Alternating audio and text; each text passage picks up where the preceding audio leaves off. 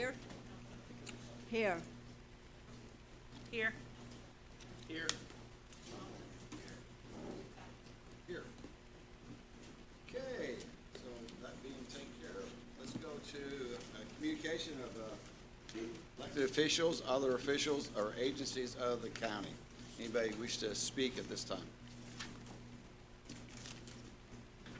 Hearing none of that, we have the first one. We have a presentation from Hamilton Center.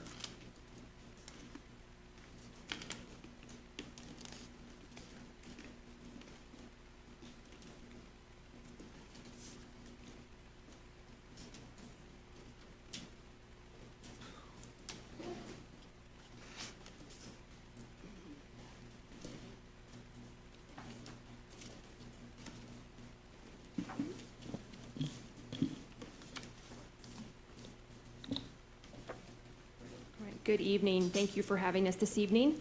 My name is Emily Owens. I'm the Chief of our Clinical Outreach.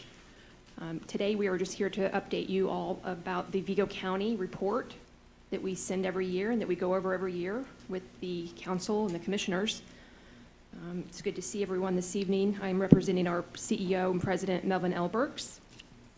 In the packet, you'll see the board members that we had in fiscal year 23. As a note, you should have received this report as well, early January, sent to the council. Moving along, you'll see here in Vigo County, we were able to provide services to a little over 6,000 residents, whether that be mental health and/or addiction services. Our primary referral source would be the other behavioral health providers, the legal system, Department of Child Services, as well as the hospitals and the school corporation. We provide most of our services to the Medicaid population. However, we also provide to the Medicare population as well as the private insurance and self-pay.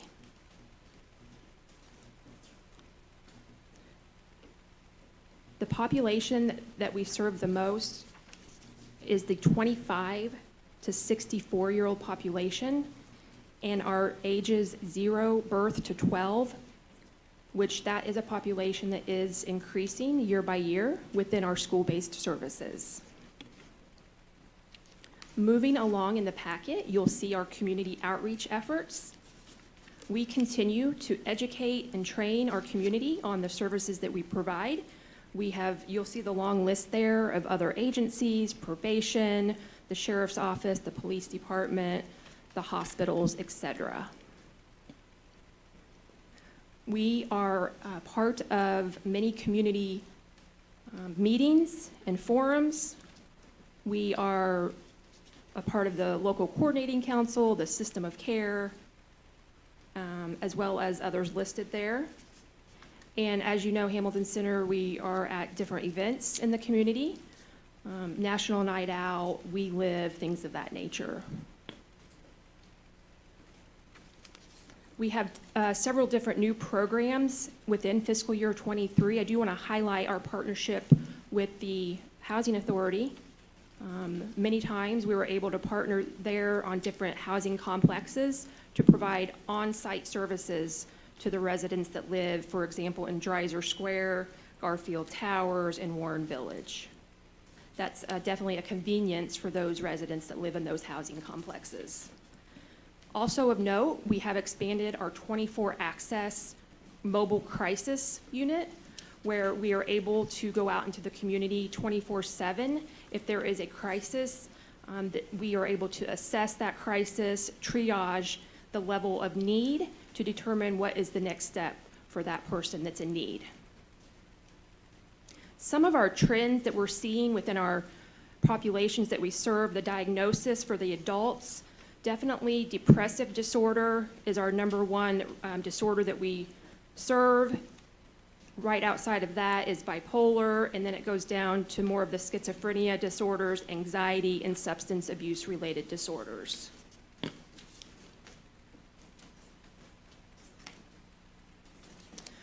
We do provide our addiction services. We provided a little over 1,400 addiction services to those Vigo County residents. Some of the trends there that we're seeing, we continue to have a lot of clients that are using those methamphetamines still, the stimulant use disorder, alcohol, the cannabis, tobacco, and then the opioids in that order. As of note, we are serving 11 counties within the region, Vigo County being our main corporate county, and definitely the highest number of consumers that we do serve. We're able to provide different evidence-based practices, such as cognitive behavioral therapies and supplemental therapies, for example, case management, skills training, nursing, and we do have our 16-bed inpatient unit as well for adults. I do want to note that Hamilton Center, just here in Vigo County, provided charity care or donated services in the amount of a little over $2.2 million in fiscal year '23. That would be services that we provided that the client didn't have a insurance or a payer, or their payer did not cover that specific service.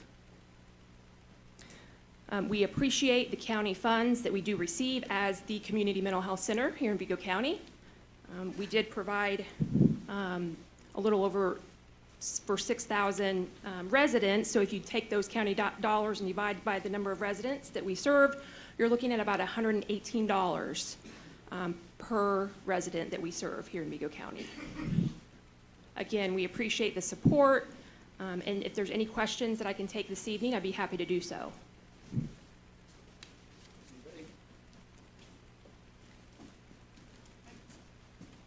Just have a question about the 24-hour Yeah. crisis. How is that? Is that contacted like through 911, or is it like law enforcement that contacts? How's that work? Yeah, anybody can contact, it's our 1-800 number. I don't have that right with me, but I can get that to you here in a minute. Anybody can contact 1-800 or our main line there at the Hamilton Center, or it's a drop-off as well. If we can't go, if there's a situation where someone needs to bring someone into the center, that's fine, but if we can go out, we will. So, and then moving forward, the state is going to have 988 roll out in different regions, so that will be another way, a pathway for us as well. It's, I think, on page 5, under state fiscal 23, community outreach. Yes. Toll-free numbers on there. Yes, good. And then I have a counseling background, so I'm familiar Yeah. with a lot of your services. Yeah. I know something that's been an issue in Terre Haute, and it's not for you guys, but just in general, is Yeah. the in-house treatment. It seems like we never can find beds. Are you guys pretty full most of the time with that? For the inpatient beds? Yeah. Yes, usually we are full, but it just depends on the day. We would have some openings, but typically we are full. Okay, and are there any juvenile, is that just adults? It's adults right Just now, adults, yes. Okay. So as we see that, do A you need. foresee any need for juvenile? I know in the past we've had to go to Bloomington or. other Correct, areas. yes. We do see a need. We know that we utilize Bloomington Meadows, options, things of that nature right now. We have looked into, different pathways for that. Okay, We do see a need. okay, thank you. Yes. Anybody else? I reached out to him and wanted to talk to him ahead of time, find out a little more information. One of the things I was impressed on too is that I think it's important, and I wrote it down again, but of the $750,000 that they received to be this provider, and they had 6,000 people that they took care of, but also that charity care, and then they've gone ahead and forward thinking and got certified for gambling addictions ahead of time before we have a casino, which I think is it's a proper process to do, because there are going to be some people that have an issue with it, right? That's correct. So we want to be able to serve those in the community. Yes, several years ago, we went down that road by being a certified gambling treatment provider through the state. So we have different providers within our agency that is, certified in gambling treatment. I appreciate you coming and giving us this. I understand it's statute that you need to provide us this, but it's best that you go over it and be able to answer any questions. Anybody else have questions for Jonathan? Go ahead. One thing, have you treated many people, we do have casinos around, have you treated many people for addiction of gambling? We don't We don't have a lot that we've treated just for gambling. What we typically find is that they come in for different addiction, substance use disorder or things like that, and then as treatment goes along, then we find that they have a gambling issue as well. Thank you. Thank you. Thank you for your time, appreciate it. All right. Okay. The next thing we'll go on to is, on the agenda, it has the first readings. As I said before, we talked with the council and decided that this is the first reading of the month on these issues, so we'll move right on to report to committees.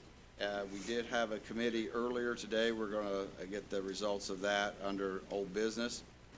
Resolution and ordinances, then appropriation, we have none. Ordinances related to appropriations, and then we have the old business. So under old business, we had the salary ordinance 2024-21A courts. It was brought up at the last month meeting, and it was a motion was made, seconded, passed to recommend that be sent to the budget committee for their recommendation. And with that, I'll turn it over to Chairperson Wager of the budget committee, and tell us what your recommendation was. Budget committee met just prior to this council meeting. Budget committee had a request from the courts to move an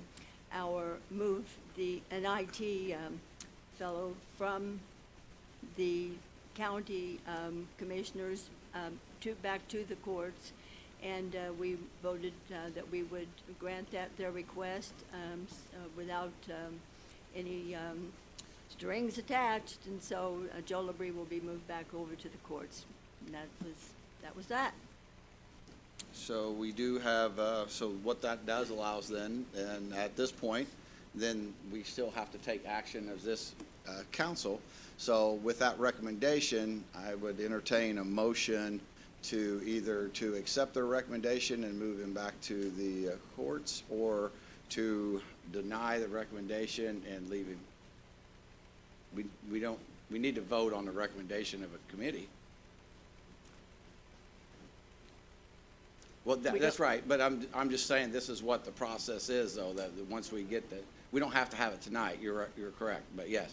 But I mean, that's what we're reporting on it, but so the process will be, it'll be on the agenda as recommended from the budget committee, right? Okay.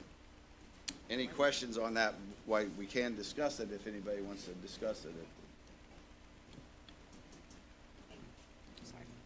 I think it's important too, we, as we discussed it and presented it, just clarifying the role and needs as we move forward. IT is very important, and partnership and just working together. So I think there'll be continued teamwork on that. So just to clarify, that was discussed. Any other discussion on this tonight? And then we'll take action next week's meeting. Under new business, first thing we have up under new business is additional appropriation 2024-25 veteran assistance copy machine rental. And do we have Vicki here is going to talk on that? Thank you. As on page 4 under my information. Vicki Albright, Veterans Assistance Office.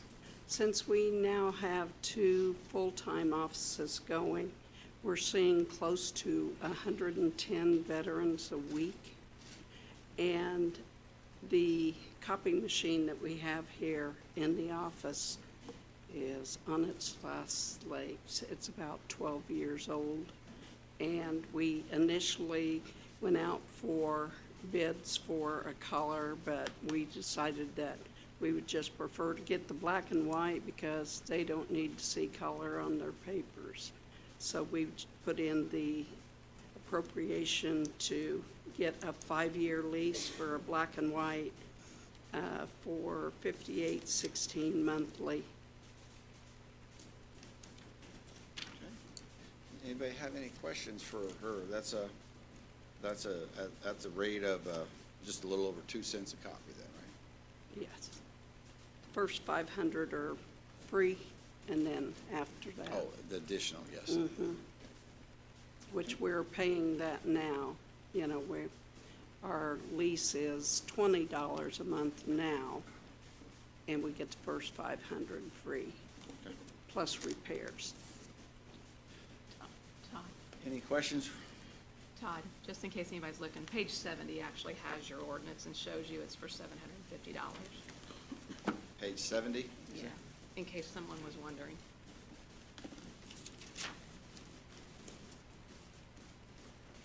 So that's what she's asking to be placed in the budget.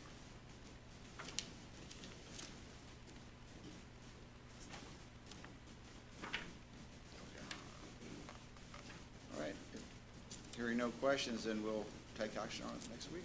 Okay, thank you. Okay. Next issue, we have item number 3 would be additional appropriation 2024-26, lit special purpose contracting services. And this initially is on page 5, and this is the commissioner. Good evening, council members, President Thacker, Mark Klinkenbeard, Vigo County Commissioner. Just have a short statement here, and then we'll turn it over to Chris. When I got elected in the fall of 2022, I knew that the fate of the old jail would be a very important decision. I had talked to several people about the jail, and 75% of them said it was in terrible shape and needed torn down. Coming from a construction background, my first thought was not so fast. The building is already there, and let's see if it can be repurposed. Within a couple days of starting this new job, I took a tour of the facility. We walked on the roof, looked at the exterior, checked the mechanicals, and looked at every nook and cranny.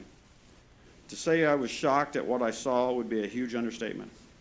This building was not only falling apart, but it was built to be a jail. And by that, I mean it was built of concrete walls and steel cells everywhere. This wasn't just studs and drywall that could be easily removed and rebuilt. It was a fortress inside. Also, the years of constant abuse by inmates had taken a toll. My thinking was totally different after that tour.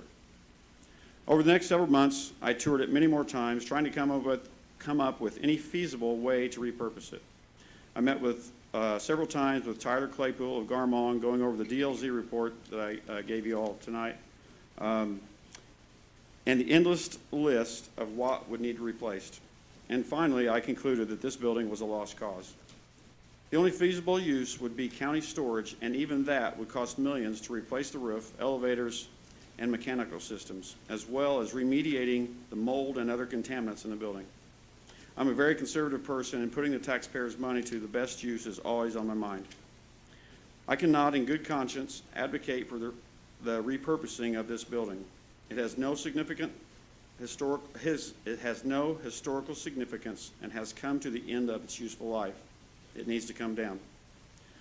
The final department in the old jail moved out in early December of 2023. Through great collaboration with the county council, we were able to repurpose a space in the Puny Corrections building for 911 dispatch. This was an example of not only working together, but of a building that still has a lot of life in it and was easily repurposed. Over the last few years, we have seen a rebirth of our downtown with new buildings, remodeled storefronts, museums, and more. And not only that, but we've also seen a new pride in our downtown and the riverfront. We've seen unprecedented collaboration and communication with city leadership of the past and now with Mayor Sackman. And speaking of that collaboration, the city and county are currently engaged in the capital project assessment of roads and buildings. Within a few months, we hope to release a long-term plan to address those needs. Regardless of that report, I feel we need to move forward with this project. We have the opportunity to change the front door of our downtown by removing this eyesore and money pit. I believe all of us in this room want to be good stewards of the taxpayers' money, and we also want this community to be the best it can be. I truly believe this project accomplishes both of those goals. Thank you. With that, I'll let Commissioner Schweitzer come up. Council, good evening. It's been a while since I've been up here, so good to see you again. Mark's carried the load for the commissioners with ARPA requests and things of that nature over the past 5 or 6 months. So, Councilman Thacker, I appreciate you coming to the meeting this morning. A lot of this stuff is that I'm going to tell you tonight is going to be redundant. So just to keep you all kind of on, I sent you guys a list of bullet points to go over and think about, but the original Vigo County Annex was built over there in 1980. That half of that building is now 44 plus years old. There was an addition done in 2000 that added bed space and increased, at that time, jail space and moved county offices away from that building over here to this building. That former Vigo County Security Center housed 268 inmates, oftentimes housing more than that, 230 or 330 or so inmates, which led to a federal lawsuit. It also housed dispatch and the Vigo County Sheriff's offices. In May of 2022, the Commissioners commissioned DLZ to do a study on that building. That study was 62 pages long. We all got that back. We made that study available on the Vigo County website for anybody to see, and also gave it to you folks as well. The Commissioners, after that study was released in January of 2023, took 6 of you guys through the building and did a significant walkthrough for a couple hours, and there were a lot of questions at that time, and we tried to answer as many as we could. On February 6th, we held a public information session in this meeting, or in this room, where we had about 24 speakers, and 18 of those speakers spoke in favor of demolishing the building. After we had that meeting, and after we knew the next step after that, having that public information meeting, was to find a place for dispatch. Mark touched on it a little bit. He and Commissioner Morris worked really hard on finding a place to put dispatch, and we were able to get them with your help in the Community Corrections building. What we do know now is in the basement of that building holds the technology and equipment for all of the entities on the tower, which Jeff Fox is going to speak to in just a minute. So that's something we're going to talk about here shortly. In 2023, the utility costs for that building were $125,000. Our insurance premium is $45,000. I've added into our notes here some stuff that we've had to deal with insurance, what they will and will not cover, because it's basically a vacant building now. You guys have all those details. I'm not going to go over all that. And then you guys have asked some questions regarding electricity and water. We did have Sycamore Engineering and NRK both go inside the building to try to reduce power, but the patchwork over the years has led to, if you shut one breaker down or one switch off, there's things that go loopy all over that place, including some of the tower equipment. So we couldn't cut too much electricity back. We have killed some heating and air conditioning things, some small things that we could do. Of course, we've shut every light switch off in the building that we can without some type of security risk. There was also some talk about the water utility bill. We can't shut that down for insurance purposes because they won't allow us to.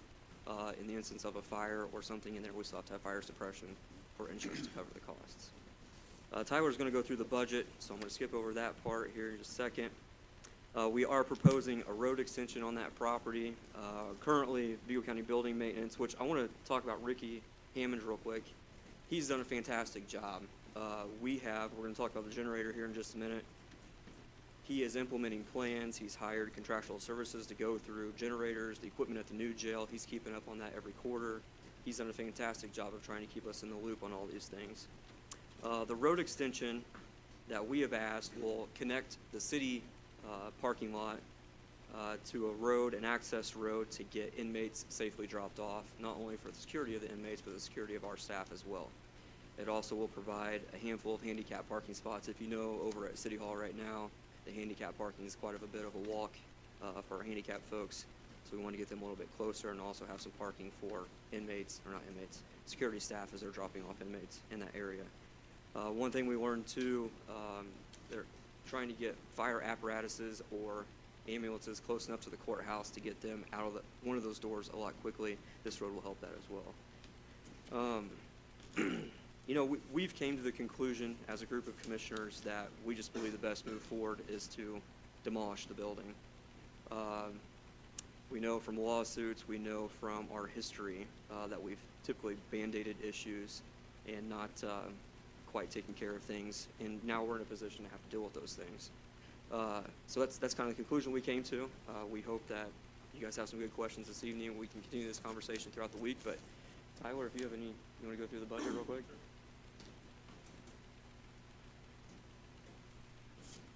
Tyler Claypool with Garmont Construction. Council, it's a pleasure.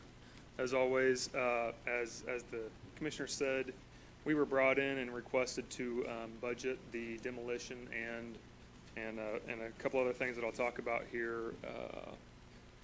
A while ago, we started working on this with the guys. I think last summer we started talking about way before that. But to get into the budget, this includes more than just bringing the jail down. You've got the first thing is relocating the tower equipment to the new building. Jeff will talk about that in depth more here in a second. The next couple things are demolition of the jail and backfill of the jail area. As far as this goes, we'll demo the building using a top-down approach, starting from the roof and working the way down to the ground floor. We use a specialized equipment and trained personnel. We'll process all the materials on site, separate metals and concrete, hauling and disposing of materials to approved facilities, including recycling of some of the steel and concrete. And then we'll backfill and compact the voids with structural backfill up to the surrounding grades, topsoil and seed, and turn this into a beautiful area that will work well with potential future turn to the river activities, as they'll talk about. And then also the fourth area there would be the road extension with additional handicap parking and new decorative fence around the new tower building facility. You guys have a copy of the budget. As the commissioner said, around $4.5 million with breakouts on the documents you've received. Really, at this point, I think it's time to bring Jeff in to talk about the tower relocation, unless you guys have any questions for me right now. Anybody? Thank you, Tyler. Yep.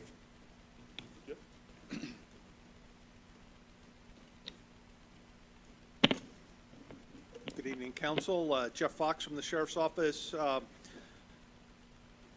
My objective here tonight is just to talk to you about one portion of this project, though it was kind of submitted as part of a bigger plan.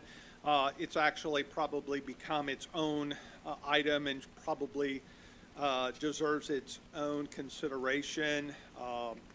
As you well know, what I'll be presenting to you tonight is the cost to relocate that equipment that is currently located in the basement of the old jail.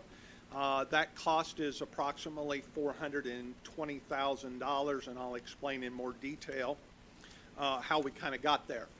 I think it's important that the first part of this is to talk to you a little bit about its history and how we got to where we are today. In the late 1990s and early 2000s, the state of Indiana developed a project called Project Hoosier Safety. Hoosier Safety was the state's attempt to provide an 800 megahertz radio system for the entire state of Indiana's public safety community. And that project was initially and continues to be funded today by the state of Indiana through license plate fees.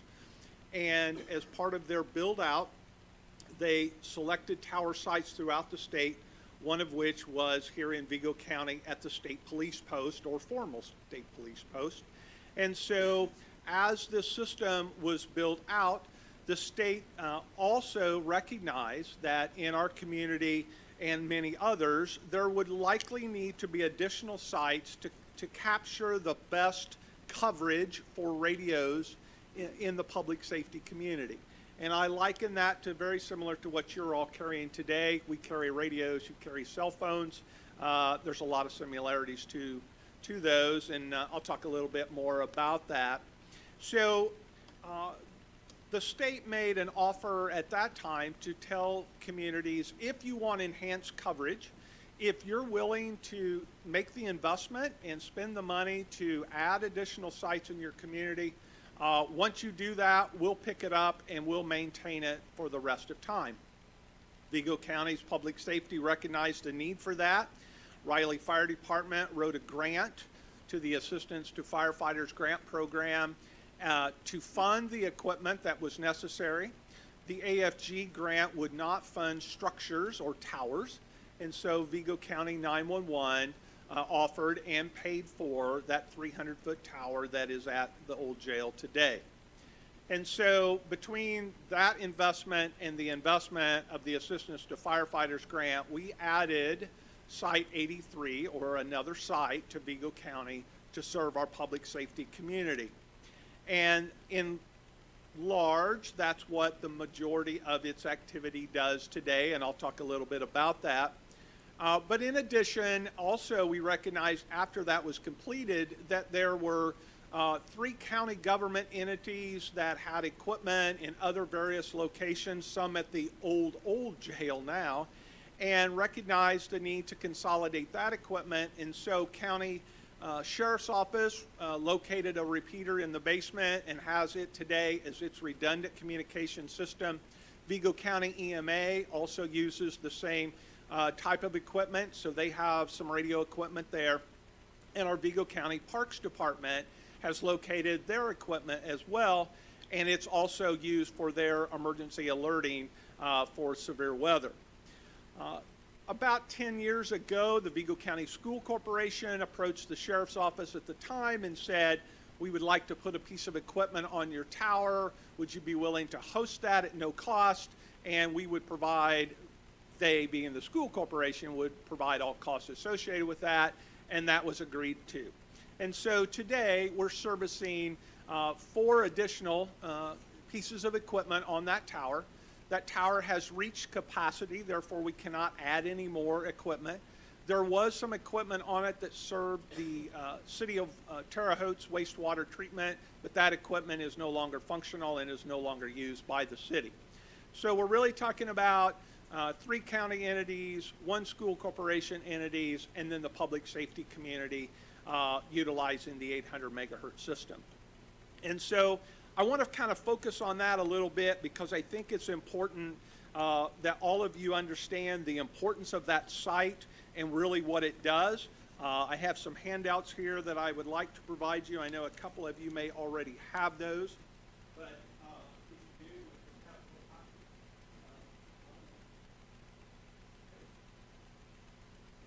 copy. So what you're going to look at here as you get them is very similar to cell phone coverage maps. When you decide to go out and select a cell phone vendor, a lot of times we look at coverage and how often is our phone going to work and where are places that it won't work. And so those are kind of referred to as promulgation maps. Those particular maps that you have, there are 3 of those. The first map that you see is a map of what we call portable coverage inbound, which means if I'm standing outside on my portable radio and I communicate with the tower, that is the likelihood, everything in red is the likelihood at 85% reliability that it's going to connect and I'm going to be able to communicate. The second map that you have is what we call outbound, that's the one in blue. And it talks about communications to portable radios that are outside so that we can communicate the other direction. But the one that I want you to spend the most time with is the one that's called portable in-building 8 dB inbound. And that is the most important because in our public safety community, communications inside buildings is where we make our money. That's typically where things are occurring. It is typically where things can get very dangerous, whether that building's on fire or law enforcement is involved in a number of things. And as you can see, more about what the other communities are experiencing around us when those communities only have 1 site. So Vigo County has 2. And you can see by those maps, in certain parts of the county, we still struggle with in-building coverage, especially on the east side. But more importantly, if you look at Park, Vermilion, Sullivan, Clay, those communities will quickly show you the importance of our second site and how that is such an important part of our public safety communications, that we truly need to make sure that it is safe and secure. And honestly, a conversation about additional sites in the future is worthy. And I know that there are some who have discussed the opportunity to move that current site for a number of different reasons. And I can tell you the public safety community, I believe, would welcome that conversation where we could sit down and kind of look at those maps and say, you know, if we moved it here or we added a 3rd site here, how could we possibly improve communications in our community and maybe remove that site or that tower from the site that would give you some other opportunities. So that's the importance of that site and why I'm going to ask you and suggest to you that our investment in moving this equipment is the right thing to do. And both from a short-term and long-term. And here's what I mean by that. As you know, and as you've seen this evening, there are a lot of parts of that building that are becoming dilapidated. And as that building is abandoned, it's no longer monitored. So therefore, if air conditioning systems fail, we may not know. If pipes break, we may not know. If water leaks occur, we may not know. And so that equipment that is in the basement today is, I would say, somewhat in jeopardy. And that if it would become damaged, though it could be an insurance claim, that's still a significant impact. And just to kind of give you a perspective of impact, when I talk about that site serving Vigo County, it actually serves as part of the statewide system. And that statewide system now consists of about 190 towers, 2,200 agencies, 85,000 radios. But just for Vigo County, that site alone processes 2 million transmissions a year. So that site, though it does serve others, it is a valuable site to our community. And we need to protect it. Because if we lose that site for any reason, the ones who's going to pay most is our community, our first responders. So I think it's a worthy investment to remove that equipment, get it into a new building, and our proposal to you is to move it to a prefab concrete building that's about 12 by 16 feet. We would relocate all of the equipment, including IPSIC's equipment and ours. It would be placed on a concrete pad that then a generator is set next to it, a UPS is set with it, and then we would relocate power service. And I've been working with Sycamore Engineering to kind of gather that information and data, and what they tell me is that Duke Energy will bring power from a transformer out by 3rd Street near the courthouse. It's a single-phase transformer that comes into that building, and they'll set their own meter base there, and then that building would then be on its own, get its own meter, and then it would operate independently, but would return to having system monitoring for temperature and other things that we can watch. There was a conversation about generator power for that building, and so when we started discussing that and the discussion came up about the courthouse generator, I kind of looked at both of those angles, and what I discovered was the recommendation I think that you have before you, or will have before you, is to replace the courthouse generator with a 600 kW size generator. That particular generator, when we had a conversation with members of the council and the commissioners, was, well, if we're going to replace that, why not just simply power this building with it? What I was told by Everpar and the folks at Sycamore Engineering is that to upsize that from 600 kW to adding only a 50 kW is really what we need for that building. You can't upsize it in that fashion. You have to jump to 1 million kW, and that's a $250,000 jump. And so a new generator for this building is approximately $57,000 that you'll see in the breakdown. So it kind of makes sense, in my opinion, is to let that building remain on its own, powered by its own generator and own UPS. And then if the conversation ever is brought forward and we want to talk about the future, the investment that you're making today is not lost, because we'll simply, if the tower would move, you would move the building with it. And therefore, really the only thing you're going to give up for this expense that you couldn't carry would be the concrete pad. The generator can go, the UPS can go, and then you're just reestablishing, day-to-day power and telco. And so that is what I'm here to inform you and ask for your consideration of this. I think it should be a conversation that is independent. I know there's a lot of debate and discussion about the condition of the old jail, and that is a worthy conversation. But I think we have to look at this as a separate issue, and it has a significant impact on our public safety community. And so that's why the recommended plan of action would be to have a concrete pad poured, relocate a building there, add a generator, move the IPSC equipment, the local equipment, and that total cost is about $408,000. I have recommended to the council to consider adding a contingency in there of $20,000 and then have a not to exceed number of $428,000. Again, my only concern is that two things that will occur with this project. One is their underground boring, and obviously anytime you're doing underground boring, there may be concern about that and what's there that we don't know.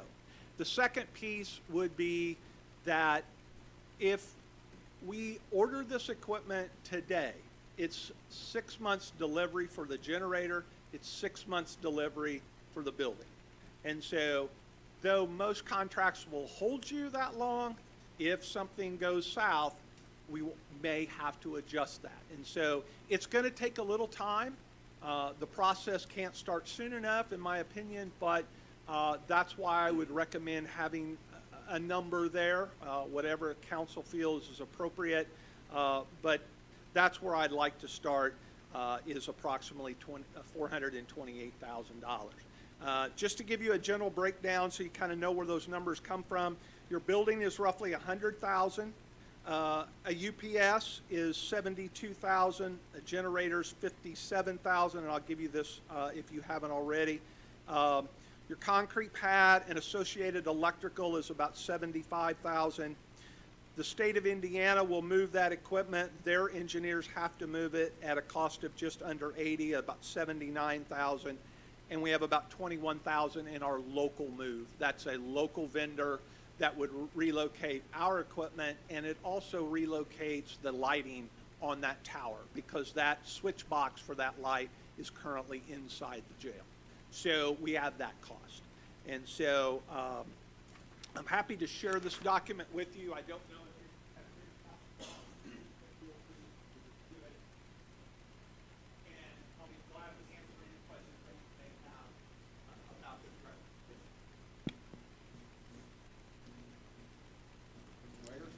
Jeff, what about a couple things? Do we have to get permission from the state to move that stuff? So that's who we've been in communication with. So that process is complete. That's who provided the engineers and the move. So they have already signed off on that. So we do not have to do any more. They have signed off on because it's basically their equipment, it's their vendor. Right. So we're covered with that. And then, speaking of that, I did inquire about any state permits and fees, and because that is a telco building that is not occupied, we do not have to have state permitting. Our local county can approve that permit, and we don't have to do anything else. And then there's redundancy in all of it, I presume. That's correct. The primary redundancy of that is the generator and the UPS to ensure that we have time. If we lose power through Duke Energy, then the generator picks it up, or the UPS will initially. Most of that power, again, similar to the 911 equipment, very sensitive to power surges and outages. So we would put everything to the UPS, and then the UPS would hold it long enough for the generator to come on and then recharge the batteries. And then my last question is that at our last E911 committee meeting, there was talk about then eventually moving the tower again. Right. What's that about? Well, as you see in the coverage maps, there is some in-building coverage that is of concern, especially in the eastern part of the county. And so what the feedback, and Mr. Loudermilk, Mr. Thompson may be able to speak to this more directly, is that we have police officers and firefighters that are entering buildings there, and suddenly their radios don't function. They can't transmit in or out, and so that's a problem. And so there has been a talk of whether we should even consider a third site. And if there is desire to maybe move this one, then you would do that in harmony to where you may consider, okay, if we move the one at Third and Cherry to another location, in addition to adding a third site, how does that impact? Or even if we decided, no, we don't need a third site, where's the right place to move if we want to relocate this? If we want to use that, a county wants to use that property for other things, and we should relocate it. And we're going to engage the state of Indiana and Motorola to begin that conversation. That's a long-term conversation, and there will be a lot of different opportunities. But I think the most important thing, as I mentioned earlier, is the money that you would spend for this project would not be at waste if we decided whatever time in the future. If we pick that tower up and move it, we would pick that building up and move it with it. So we're not spending a lot of money now that would go to waste if we had to move it later on. But the decision to move it would be something that we can consider. But certainly, you can see the importance of having at least two.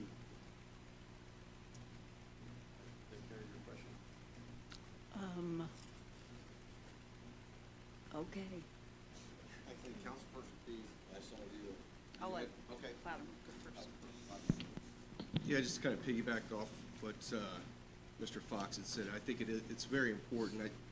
I think Councilman Thompson kind of attests to it as well. There's not much worse of a feeling to be in an emergency situation in a building and not be able to communicate with other officers or your dispatch center. It's a pretty eerie feeling when you're in a bad spot and that happens. And that happens quite often out east, and quite frankly, it happens within buildings inside city limits at times as well. And it's a serious problem that can have serious ramifications, certainly.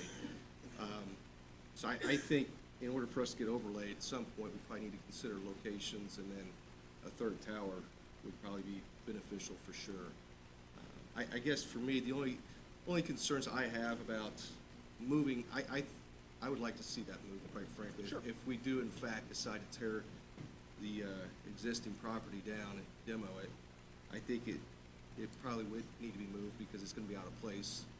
Obviously. Absolutely. And just not look right being there, especially with future plans that may be in place for consideration.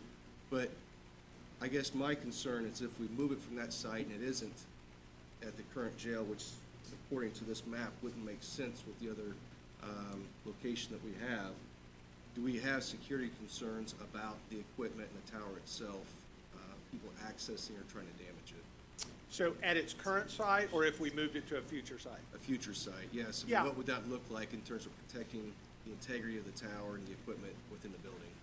Yeah, I think that it would be certainly something to consider. Obviously, the state of Indiana has experienced a little of this, having 190 sites throughout the county in a variety of places. I think monitoring, alarming buildings, fencing buildings, all those things come into play. And so in this particular site, the relocation into that building, of course, we have the benefit of some fencing already being there. Plus, obviously, it's in a kind of a safe area, if you will, because of lighting and the activity. But you're absolutely right that if you start to consider moving that, where is the right move? You know, I know nobody wants it in their backyard, but as opposed to out in a rural area. I think it's doable. I think it's just sitting down and having conversations with all the right players and finding that. I think it's best served not only public safety but the county to look at that as what could we do? Like, you know, I think we can agree, or most would agree, that coverage on the east side is a problem, even in the city limits. I know, you know, we have trouble with our cell phones in Meyer, right? So we know it's that bad. But I think having a conversation about if we want to accomplish the best in-building coverage in our community, what's the best move? And then that would let an engineer tell us, hey, I would move this site that you have here, I would consider a site here, how that impacts we can do, what our options are with the airport, how high, those kind of numbers. So, but I think it's something that is not difficult to manage. I think it can be done, and I would lean to the state to give us guidance on, obviously, how their sites are currently in place. And they have some in very rural areas, as you can see on your map, Graysville, other parts of the state that I think are probably not as secure as we'd like for them to be. Yeah. Thank you. He asked one of my questions. The other question, just to clarify, I like to make myself a little checklist, especially as we're going through stuff. So essentially, this is part one. This is the first step we have to do because of the equipment and because of what's in the building, what's housed. So this is the top priority as far as moving forward. That would be my recommendation, yes, ma'am. Okay. And again, I think this is step one to secure what we have. Right. And then I think it is, as we always should be concerned about long-term, and if we're spending this kind of money, you know, and I feel very confident that this move would allow us to have that for the future, absolutely. Okay. And then as far as, you kind of described it already, but what kind, I'm trying to envision what it would look like, and it sounds like we could move it, but you mentioned like fencing, things like that. What are we talking about? Can you help me envision what that looks like? Are we talking barbed wire? I mean, no, you know. I think that, you know, it's kind of depends on kind of, I guess, aesthetics versus cost. Certainly there's And fencing. safety. Yeah, exactly. So there's certainly fencing there today that you could, if you could relocate and use what's there to save you a little money. Obviously, it has barbed wire at the top. Obviously, it was built for another reason. But if you wanted to, and aesthetics was something, then, you know, as you drive around our community, you see tower sites all over the place that have a variety. Some have really nice fencing, some have a lot of vegetation, plant trees around it. You know, again, it's kind of the amount of investment you would like to Could do make. with it. But So we I could think get creative with it. absolutely Okay. could. And I think as long as you just have a perimeter around it so it's not easily accessible, I think that's the right move for not only safety purposes, but, you know, to protect the county and its insurance. Okay, and is this, I just want to make sure, this is a separate cost from what the contract, no, it's built into the total? Okay. Okay. It was, I think it was originally brought, obviously, as this project, and then when meeting with members of the council, that, you know, there was a recommendation that, you know, should this be broke out, can it be broke out so that it could be addressed as a separate project independent of the long-term, and that's certainly up to you folks. Thank you.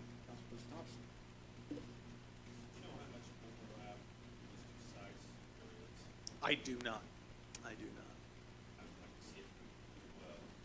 If we move it out east, are we going to lose what we have on the west end now? Yeah, again, I'm spitballing a little bit here, but, you know, I think based upon what you see in that promulgation, I think that you could not, you could certainly, if you decided you wanted two sites, you'd probably have to get farther, I'll call it, maybe farther northeast a little bit to try to pick up and see what that overlay is to the east side. You know, quite honestly, you know, with that, just sitting down with an engineer and just letting play with the software and say, look, what if we had one? You know, we have two. So if we relocated the one we have, what's that look like? And where could we locate it? Would it, like you said, if we have a lot of overlap that we don't know about, we certainly have some room there. So then if that accomplishes what we need, then I think you're absolutely right. So, you know, may not need a third site, we just need to relocate the one we have. And I think that's still well within the realm of possibilities. I agree.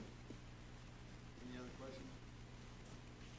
So I wanted to wait till everybody else had asked theirs. So in this conversation, I talked to the commissioners and they advised me to go and talk to you, and I appreciate you taking the time to try tonight to come down there. And, but when I got it was, if this is I haven't heard it yet, but what I understand is, I do think that this should be a conversation that should start. The possibility of relocating or the need of a third site, because the way I understood, that's like a 3-year process. and $3 to $5 million. Yep. Okay, so I think just want to make sure we talk about that. And that, And I will tell you this, sir, I started that conversation today. good. And I think that I got a lot of education over this process because I talked to Ricky about the generator, then I talked to you about this, and so I've talked to Garmong. So in this process, though, one thing I didn't pick up on exactly, and it's a little bit to my background, this generator. Currently, that generator is a 600 kW generator that main purpose was the jail, supplementary to the courthouse. What is the load demand for the courthouse? Are you aware of that by any chance? I know you're radio, but does it? I'm sorry, Councilman. I Because do it looked to not- me like that was only a supplementary part of it. So a 600 kW for the courthouse is not set up for it. Plus, nobody's talked about this yet. We have to move the footprint of that generator, too. I believe in my conversation. And that's not in this cost. Yes. I had a conversation with Nick Long with Sycamore Engineering Yeah. just to ask him about your idea of, hey, do we have capacity just to add another building? Right. And I can't speak for him all the way, and maybe Ricky can, because I had a very short conversation, narrow conversation about what you and I discussed. But I think that it's my understanding that there is some discussion that using the same KW, but they want to add additional services onto that generator. Into the courthouse? That are not there today. Yeah, it would take, if you did that, you would have to upsize the feeder and the Yeah. transfer switch and It's my everything. understanding, two considerations was fire suppression was not on there. Oh, it's not. And so they want to add fire suppression to that generator, and also the ability to use it for additional lighting and capacity should they want to use the courthouse for other means, shelters, emergencies. So therefore, I believe that quote that you have includes the relocation cost and to add fire protection and additional capacity of the courthouse. In the courthouse. And that's why it's in essence full for what you and I talked. So, in this whole thing is, I think the key that I took away from this is we lack a strategic plan now. We don't have a county strategic plan that looks at all these things that we need to be doing. We should have, when we put the shovel in the ground at the new jail, we should have known what we were going to do with E911, the jail, the tower, 2 years ago. Now, shoulda, woulda, coulda doesn't fix it today. So now we're here in reactionary mode, just like we were when we moved E911. When we moved E911, the reactionary move was when we got it over there, when we got ready to shut it down, you experienced it with Mr. Watson, then we had to spend $300,000 or $350,000 to upgrade the community corrections. Those are the things that I'm wanting to try to prevent. So when I looked at this, and I appreciated the time that the commissioner spent with us, but then I saw other problems like the generator. And I think, to me, I tell you, I think step one is fixing the generator for the courthouse is step one. Step two is, because currently we have power and we have transmission to the radios, 800 megawatt, but then we need to redo it. I believe with that. I think the public safety, that's paramount. I don't disagree with anybody on that. But before we go 4.5 million, then we add $1 million for the generator, and then we run into what we're doing, I'd like to see us take it like eating this elephant one bite at a time. I think the first bite should be the generator and whatever insurance we have on that, then go after the tower and take care of that. Then we decide what we're going to do with the building. The problem with this plan that I also don't like is we tear down this building, we spend $600,000 to haul the dirt in, and then we look like we have a plan down the road. What is our plan down the road? We're going to dig that out and haul that dirt off again? I don't want to do that. I don't want to have to duplicate our expenditures. And that's all I'm saying is, I'm not against if ultimately we can't tear the jail down, but I did want to ask also too is, my understanding is that wasn't two separate buildings. The initial footprint was put in there in 80. And then only at 2000 did we took an annex and we converted an annex into a security building. Am I right, Tyler? Okay, because that building is set up to where, when it was built, they had to build it as two separate buildings. It has an expansion joint right in the middle of those two buildings. And I just thought, not convinced that we can't salvage the west side that already houses the radio equipment. If we salvage the west half of that building, tear down the east side, I think we're not as big as it costs for the taxpayers. And I'm just not convinced myself, and I'm only one vote. But, I mean, through this process, everybody has been helpful to try to see it, but I just think that, you know, what's gonna be next? What's more important right now? Community corrections, tearing down the jail, the lawsuit that we have a federal judge that just said that we're not doing what we're supposed to be doing, and there's a motion that we're gonna have to meet on about the overcrowding of the jail. I think those are higher priorities than tearing down the old jail. That's just me, and we're looking at financial. So those were the things I wanted to say about it, but appreciate Tyler saying that the original footprint was there, then they just converted, when they moved here at the annex, they converted that to additional. And so, I mean, it has the capability. It was built as an annex to start with, and then it was made into a security, the west side. So I just wanted to make sure everybody was aware of that. But I like to say, I appreciate the time that you took with Travis and I know we threw a bunch of questions at you, but I wouldn't be opposed with step 2 after we address the generator, that being the tower.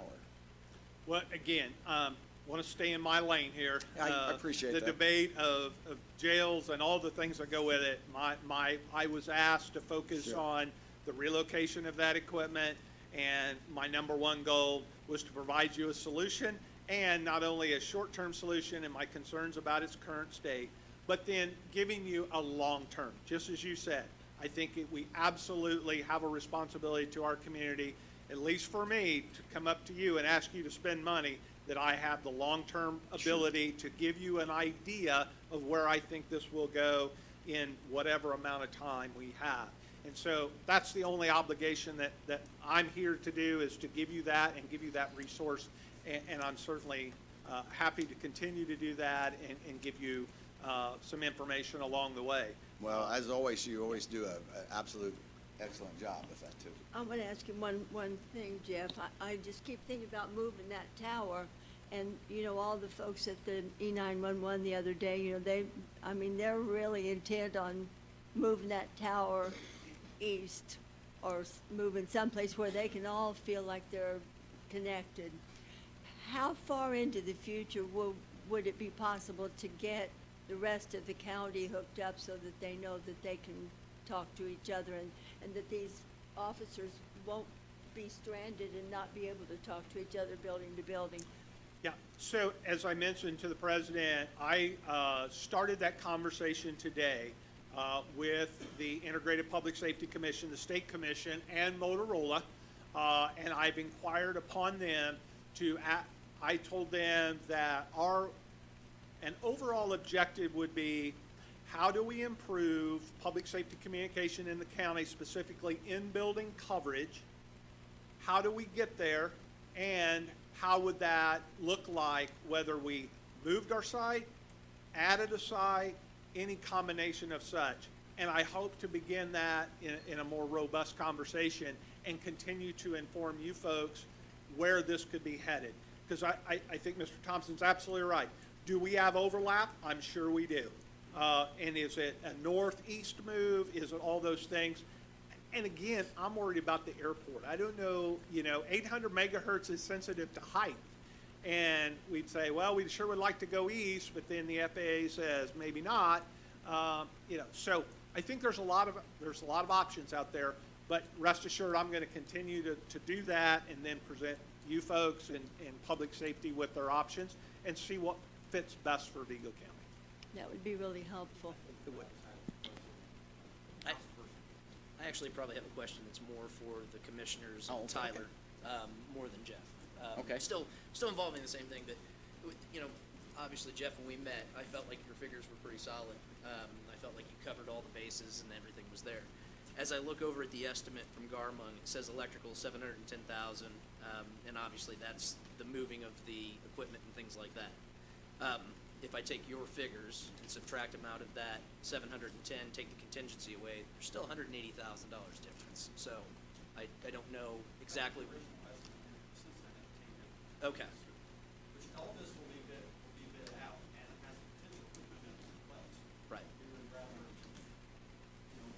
get these contingencies, here.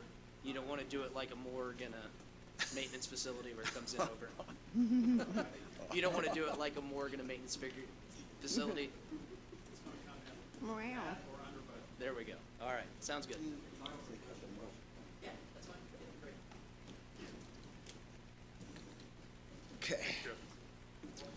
Okay. We've also got, in that figure, if you read deep into the budget, so we also have some work required by Duke Energy, remove transformer and add ground loop splice box. Yeah.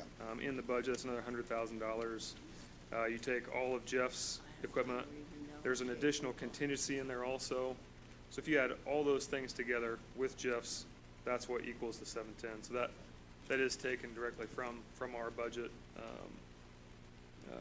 on that. Is there any impact to do what Jeff was talking about? Well, it's just a single phase, 200 amps for that building, but that coming off of Cherry, is that going to go through the construction site, or would you have to maintain it along the existing, where the roadway would go, or, if I understood, did you say coming off of Cherry or Third Street? No, sir, Third Street. Oh, Yeah. Third Street, okay. There is a transformer, right in the state right away at about Third and Ohio. It's single phase, its sole purpose is to, power the traffic, the, street lights. And so Duke Energy proposed that as a direct solution bore? for this building, because it was already single phase, it had plenty of capacity, and they actually said there would be no charge for us. They would tie that at no charge to the county because of that transformer being there and having little use. And then they would also supply the wiring and a meter base if we wanted to power, the building. Okay. It would not be off. We did talk about Cherry Street, but Duke has since, you and I talked, they came back and gave us that one, which is much more feasible and less expensive. Okay, good, very good, thank you.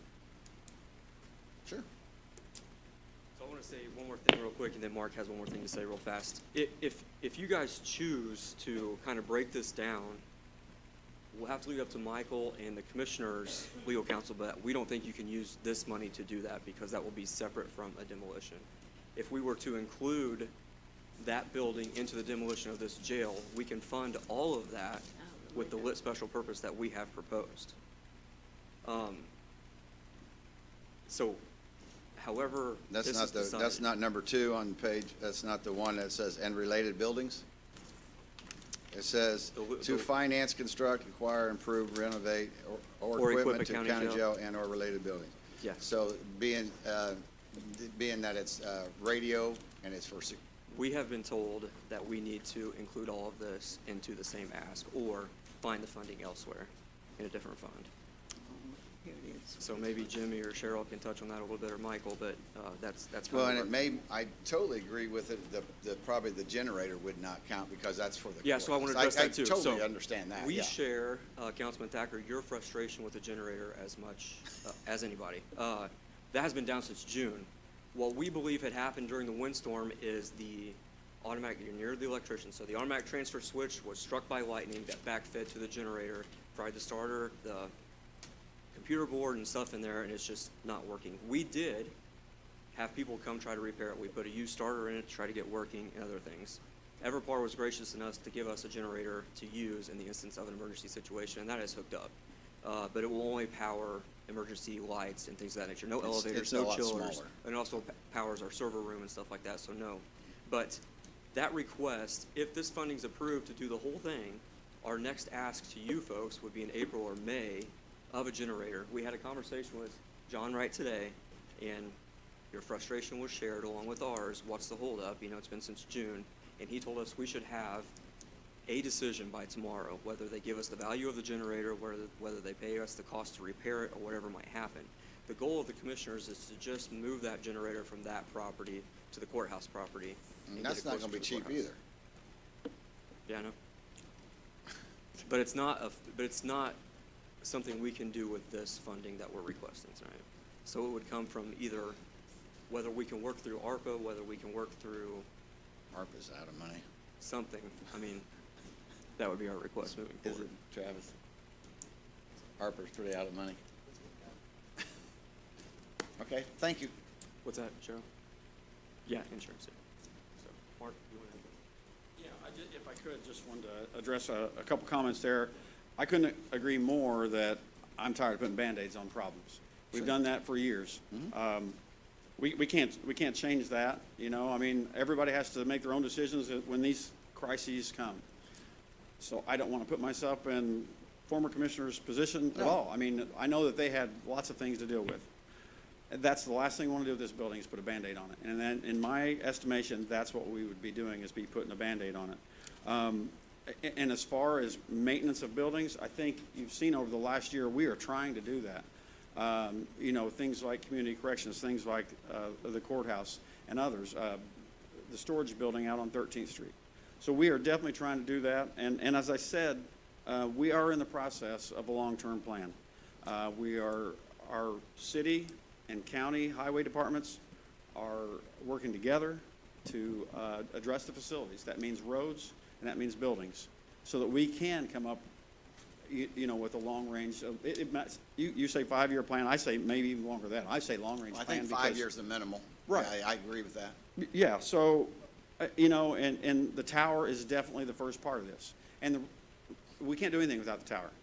And a part of that is the 6 months it takes to make this happen. So, you know, as I said to you yesterday, you know, we're more than happy to continue to have some of these conversations with the committee, or with, you know, you guys can always come by my office. We want to work this out. We want to do what's best for the county, and as I believe you do too. And at the end of the day, we've got to answer the taxpayers, and we've got to make sure we're using our money wisely. So I appreciate these comments. I think you're right on. I don't disagree. I do, from my background, talking with others, that building has served its useful purpose and does need to come down, and I will say that till the day I die. So that's my opinion, and I'd be happy to take any other questions of anything else that we've presented tonight. So my question, again, because I'm like a checklist person going through that, like I mentioned. So what I gather from what Commissioner Schweitzer said, we cannot break this up into parts, because like, to me, the tearing down is separate from the road part of it and the parking and so on. So I guess I need that explained to me, because I feel like these are multiple projects lumped into one, and my concern is, I know you've built contingency and cost in that, and we haven't bidded it out yet, but if we approve this money and it comes well under budget, I want to make sure that we're using just what we need. I don't want to overshoot, and I think that's my biggest concern.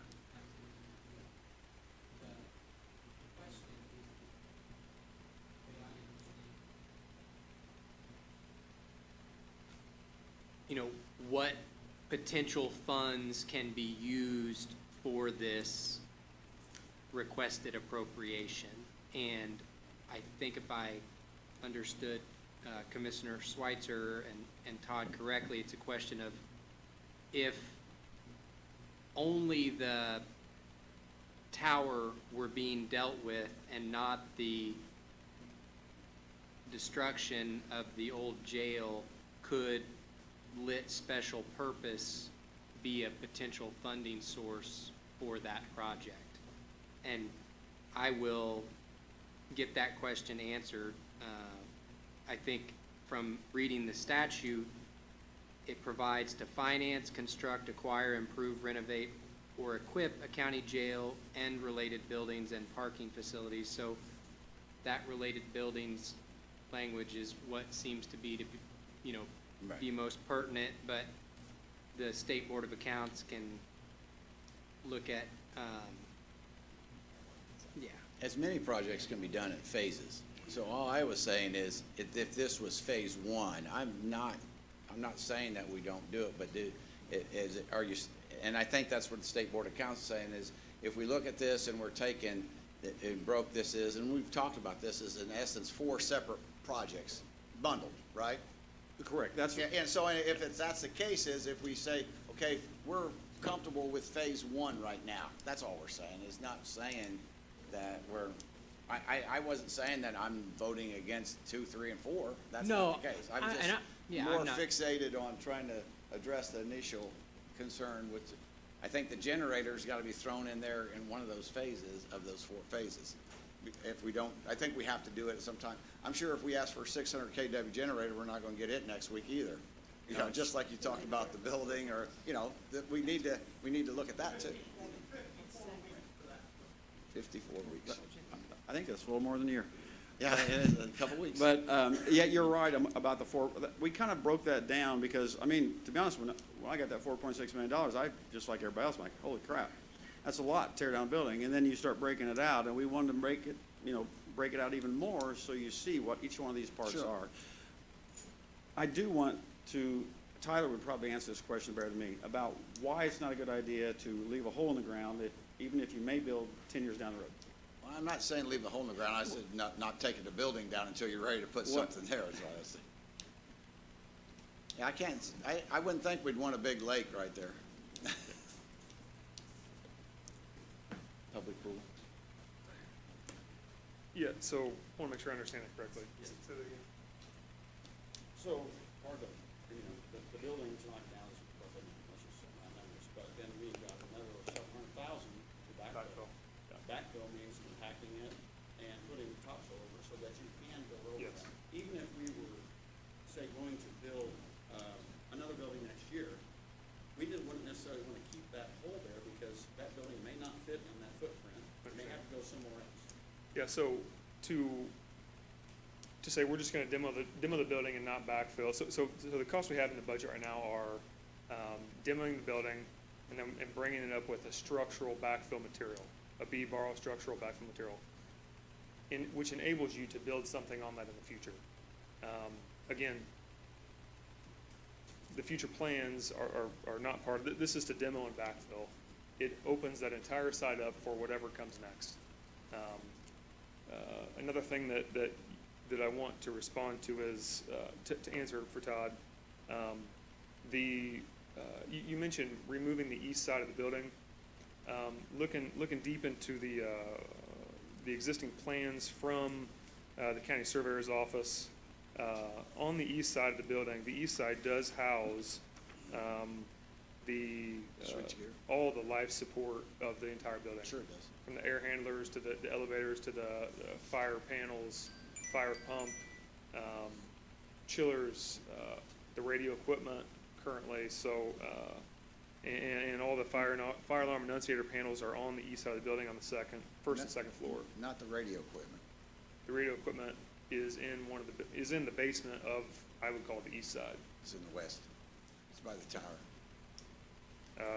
It's right here in the center on the drawing. It's right here on the. From the expansion joint side, it's west of the expansion joint. Okay. I just went down and looked up. But I do understand what you're saying on that because, Yeah. but what I was told is that if you had to rehab that building, you had to gut it anyhow, right?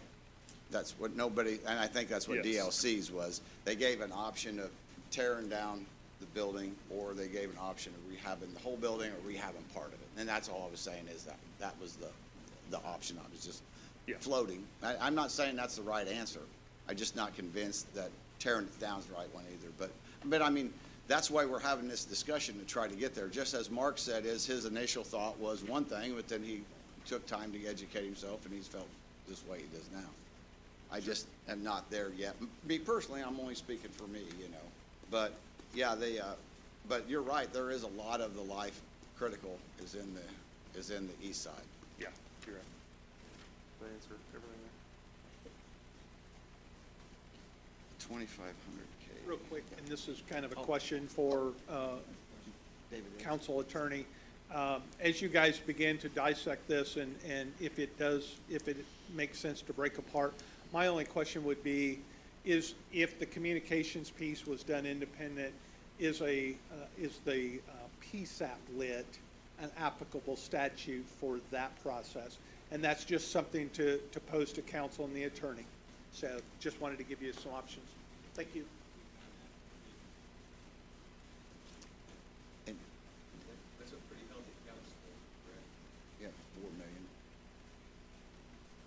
Councilman Thompson, did you have a question as well? I did, more for Mark. Did you get a price to, or an estimate to refurbish that building? I believe those are in that DLZ report, yes, for different scenarios. That, Mind you, those are 2 years old. So, that's the one that has 20 to 25 million on if you totally rehab the whole building. And then it had a partial one. That's the one I was going by. But you're right, those are, and, you know, I use the analogy, if you get bad news from a doctor, do you go with that one or do you get a second opinion? You know, so I don't know, you know, that's something, but you're right, that, and Tyler and I talked about that, probably have to look at least 12% inflationary to it if you were being realistic. just something else to throw out there is, you know, we're faced with the decision on what we're going to do with the chiller. Apparently, the chiller's is down. As long as we have stuff in there, we've got to heat it and we've got to cool it. So how much are we going to spend to repair that chiller? That's going to be a cost. So just wanted to point that out.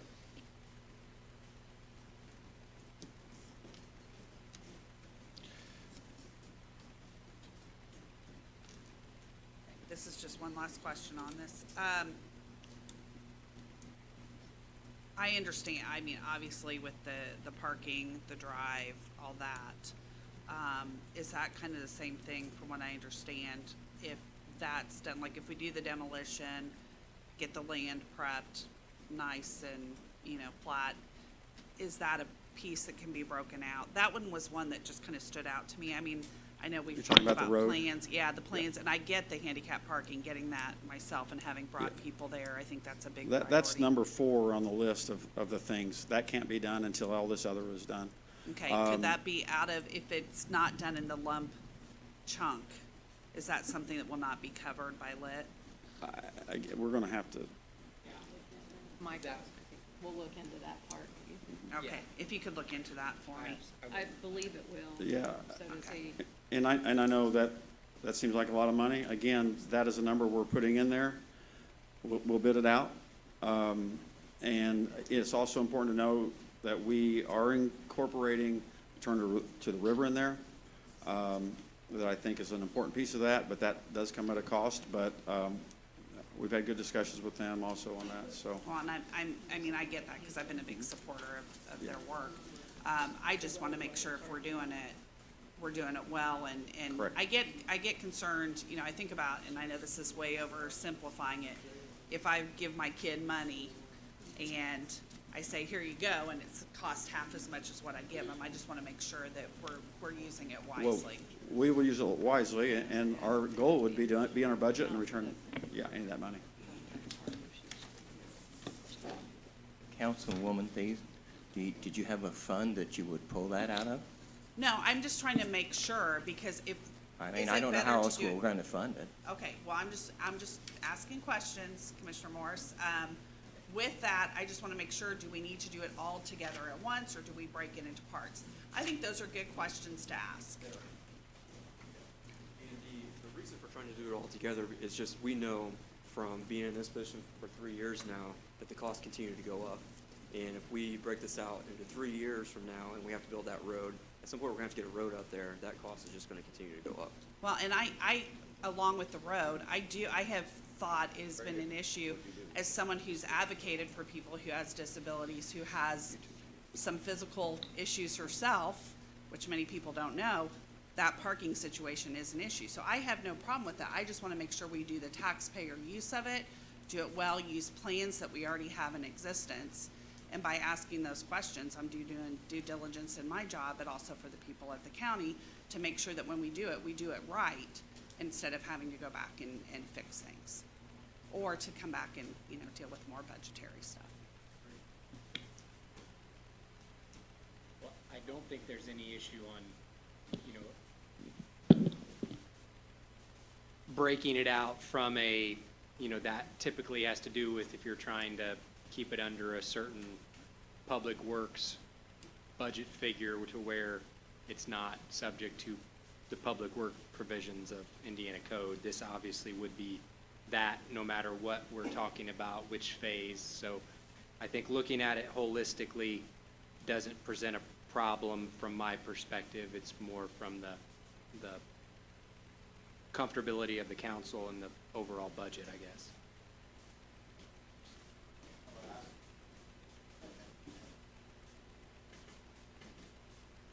Is this public comment? I don't want to. Yeah, it does. So I want to, Norm Lottenrook, 1926 Burn Avenue. I'm coming to you not as the director of the Juvenile Center, but as a taxpayer and a citizen of this community. And so I want to address a couple things. First, in my previous life, I was involved in some fire protection business, and there are ways that you can enhance public safety communication without having to move that tower. And those are ordinances that the commissioners and city council can adopt to require new construction or certain buildings made of certain material to require repeaters in those buildings. The casino agreed to that, but we have been facing this battle and trying to fight it since Walmart was built on 46. And so if you require local ordinances, which the International Fire Code already has the language in there, it just has not been adopted by the state. And of course, we adopted what the state did. And why did they not adopt it? Because they didn't want to upset contractors because of the additional costs. But I can assure you the cost of putting a repeater in a building is much cheaper than moving a tower to a different location. And I'm not saying that that tower doesn't need to be moved. I'm not an engineer, and Jeff Fox is way smarter than I am.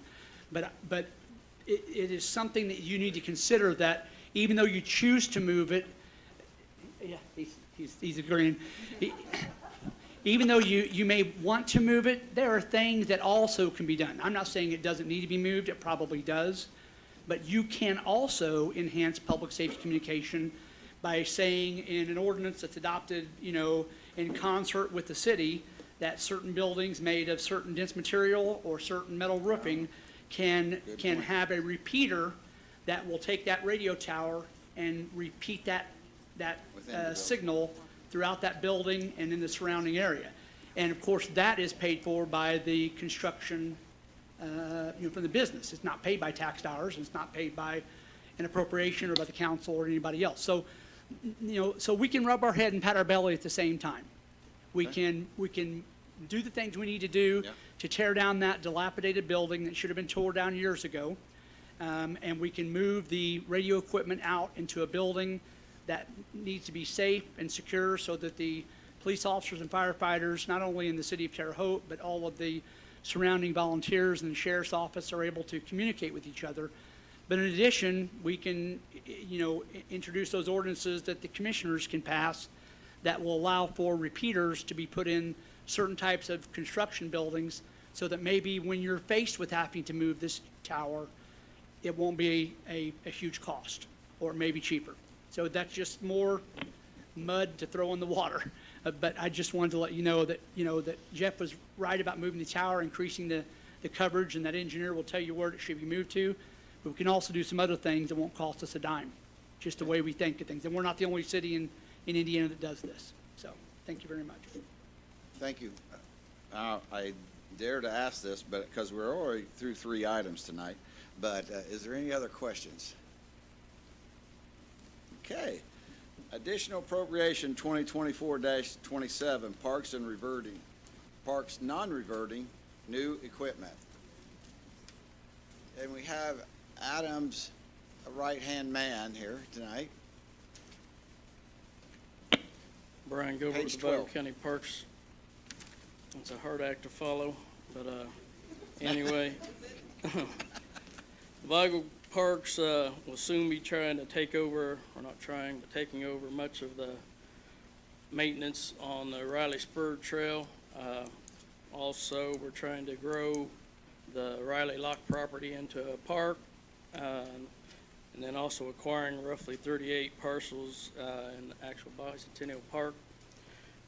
So what we did is try to redo our seasonal and part-time schedule this year, restructure it to accommodate this. And there's several other reasons too. I'll go through here. You're on new equipment right now, though. Yeah, so I'm going that way. Okay. So in saying that, when we restructured We made a position that is part-time trails and mowing, which is going to take care of the trails and all the extra property, plus do the dam mowing with this autonomous mower we're trying to get. So what we're trying to request is for a mower, trailer, and a Kubota to make it possible for this part-time trails guy and mower to be mobile, not have to try to borrow equipment from the parks, taking it away from them. And you've got quotes on that, and they're good at this time for how long? I'd have to get back with you on that, I'm not sure. Yeah, that's on page 12, if anybody's got any questions, what Brian said in it. Is any questions for Brian? Brian, we will review that and take action next week. Thank you. And then while you're there, can you talk to us about that, you already mentioned it a little bit, on page 13, we have salary ordinance 2024-28A, Parks, adding one full-time position. Yes, so another part of restructuring our seasonal and part-time employment was it's getting harder and harder for us to get seasonal employees, but also retain them. So we usually refill that position 4, maybe 5 times a year to get through a 6-month season. So in saying that, we tried to restructure, come up with putting our people closer to the main prime times of the park, when most people will be there, holidays, weekends, not in more of the off times. And in doing this, we saved enough time to make as much room as possible for an additional, what we're calling a maintenance/park ranger. This will be a full-time position. He'll work during more of the peak hours.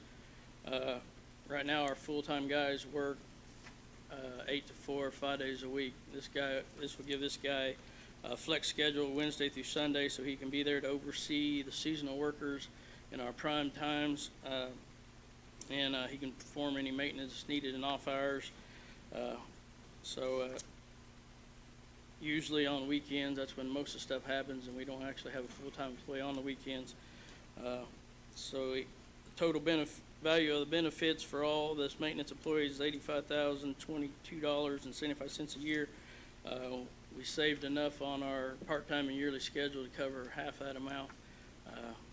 So we're requesting the other half to help us continue on keeping the park safe on weekends, evenings, holidays. And then that's, the amended salary ordinance is in that packet that Cheryl handed out to us, the first one. It's got that they would be a full-time maintenance park/ranger, grade 8 at $23.48 an hour. I didn't see, I thought it was on page 14, but that's the adult probation, but it's on, you addressed it mostly on 13, but I didn't see that breakout of 85,000. Is that on? That's on his letter, but I also It's on gave you. 13 as well? I also gave you your sheet Yeah, that you shows gave it this right here. And he did discuss it, but he didn't say, he's gonna reduce the amount of part-time hours he has to help cover half that cost. Oh, it's on this sheet right here you gave us. as Yeah, well. it's just Okay. not included, so you're looking at, 40-some really, but Adam's gonna reduce the amount of part-time hours. And a big portion of that is if they are full-time, then they do take our family care plan, that is $29,500. Yes, that's why I always highlight that for you, so you know. Okay. Sorry about that. It's in a couple different places. Any questions for, right, yes, go ahead.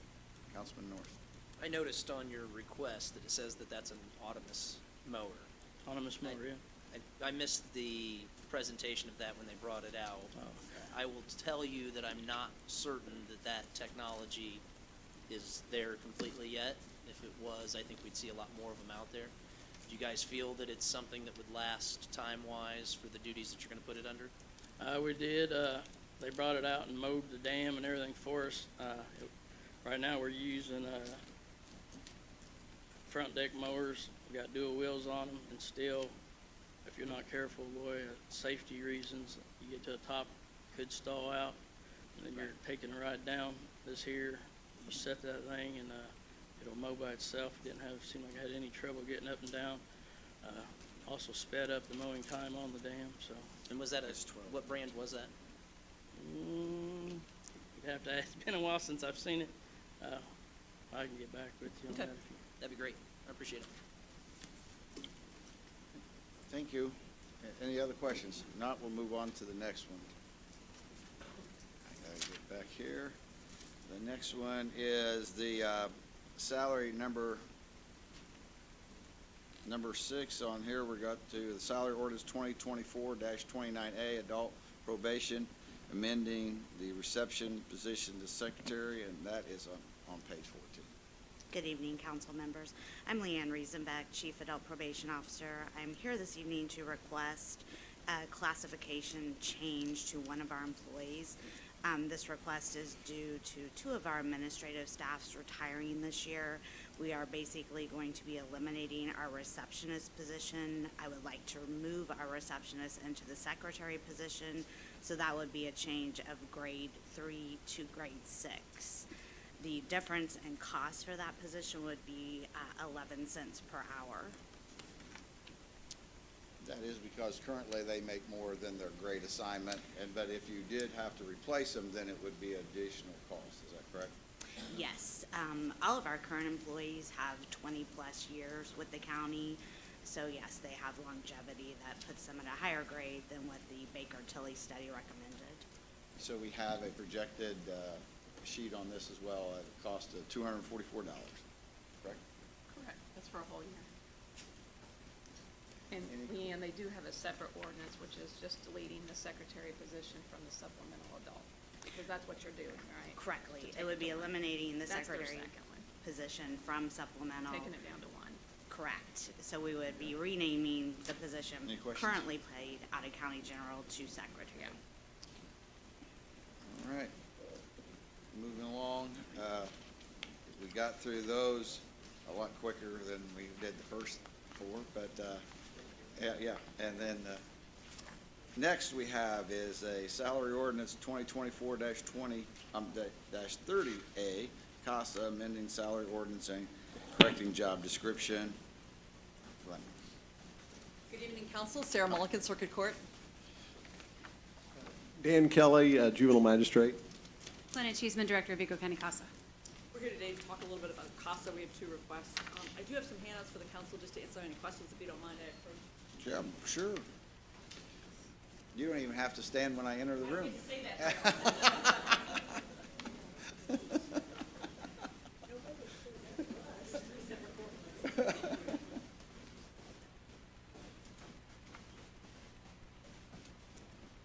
Those handouts cover the relevant statutes regarding the CASA program, the court-appointed special advocate.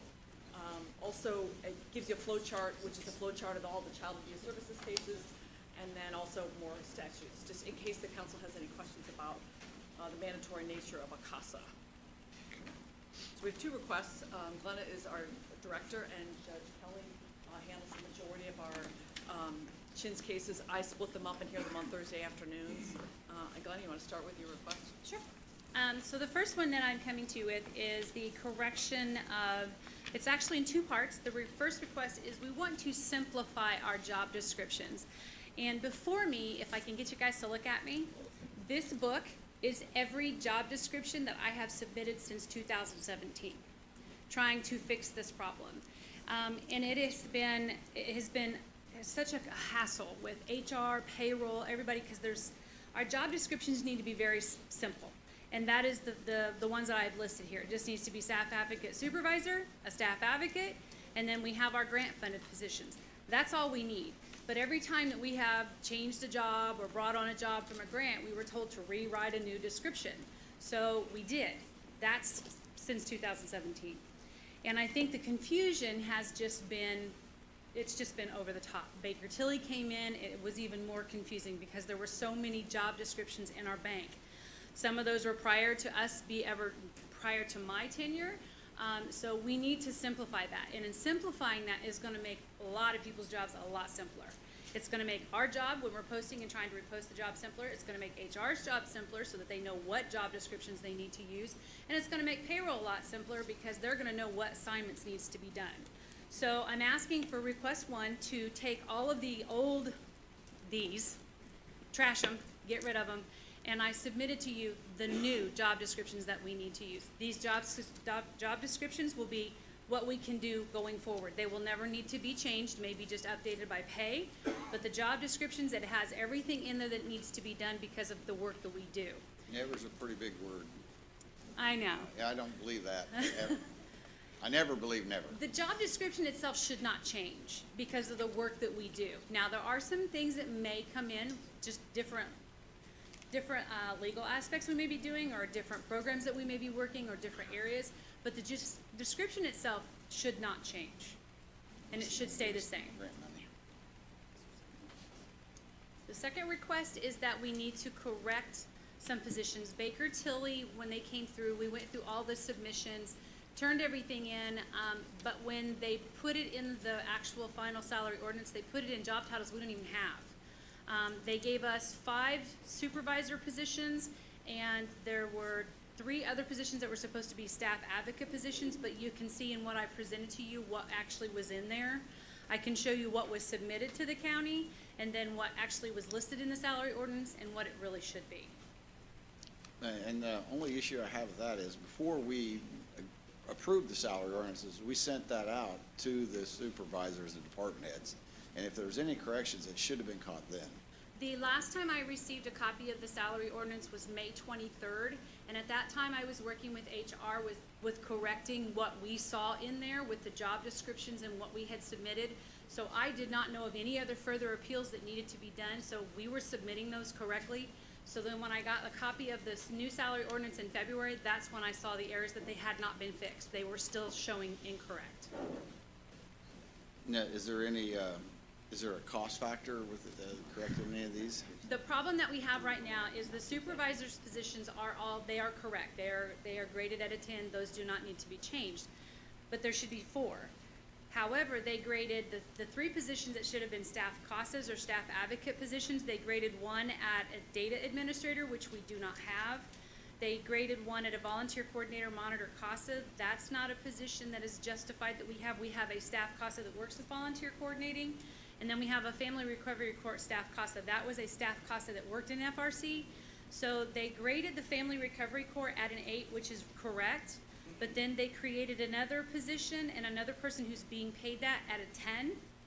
It was, again, the job descriptions were all wrong, and it caused for 1 staff member to be paid at a supervisor's rate, 1 person being paid at a 4, doing the same work, and another person being paid at 8. So we have a discrepancy of over $13,000 between the 3 positions. So if they all got graded to 8, it would be a difference of $34.63 to the county per year. And I'm not a person that likes to cut anybody's wages, so that's what you're advocating, that person would need then, We one have an that's a 10? alternative, we have a contingency plan if that is what we wanted to leave it there. The person that is currently in that position is willing to take on additional roles. We have another avenue that we can use this person in a supervisory capacity so that she could stay at 10, but we would still need to take out the data administrator position and label them as a staff advocate and bring them up to an 8. The family recovery staff court, they just need the title changed to staff advocate is what it needs to be, because they're already at an 8. So there would only need to be 1 person that needed to be adjusted if you wanted to leave it that way. Well, it's not what I'm not making the request, you're making the request. I know. Right? So your request is that they would be adjusted from a 10 to an 8, is what I saw, okay. I just wanted to understand it, that's the way I read it, but I just wanted to understand Councilperson it. President, I think to make it clearer, to work with her one step at a time. If you look at your salary ordinances that were given to you, if you look at 2024-32A, the back one,